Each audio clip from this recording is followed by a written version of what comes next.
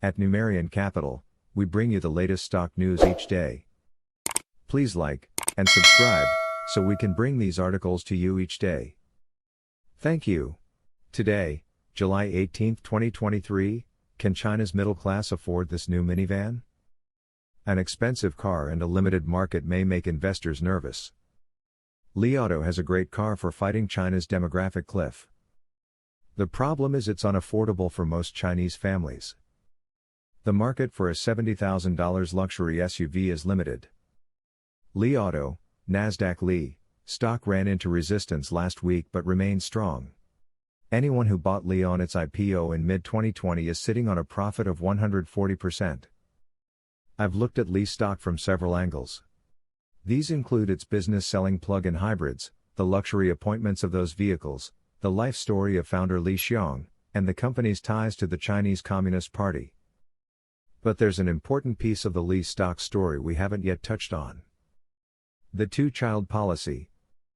China's one-child policy has become a nightmare. One child, two parents and rising lifespans are combining to make China a very old country very quickly. Add a traditional preference for boys over girls and you can see the problem. China's government reversed itself in 2015, creating a two-child policy. The birth rate has risen since, but only slowly. China's population has declined.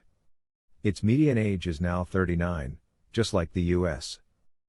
What does this have to do with Li Auto? Quite a lot. The Li 9 is billed as the new family flagship. One ad shows a father playing with his daughter inside the car, while a woman holds another child outside it. The Li 9 is a 21st century minivan. Just last month, Li offered a special event for the press and customers. It was called its Family Tech Day. A closer look at Li stock. Of all China's new EV companies, Li is the one most attuned to current government policy. Like some Americans and Europeans, the mandarins who run China fear population decline becoming political decline. China is unlikely to encourage immigration, so the answer is to turn back the demographic clock to America's 1950s. This won't be easy. Kids are expensive. A middle-class society naturally leads to lower birth rates, as women see a better life for themselves outside their traditional role. Chinese women have been taught for decades to embrace this change. Turning back the clock, especially with growing economic uncertainty, will not be easy. Li is the avatar of this change. Whether that change is sustainable is the question. Imagine hundreds of millions of Li SUVs heading for the beach, or the mountains, or the deserts, every summer. Cars don't scale. Li thus faces two challenges. First, it needs to find export markets, which won't be easy given both its niche and China's growing isolation. Second, it needs to expand its product line, which also won't be easy given the dominance of BYD in the mid-market, cars costing $25,000. The Li 9 is an aspirational vehicle. A $70,000 car is a stretch for an American middle-class family. It comes to nearly 500,000 yuan.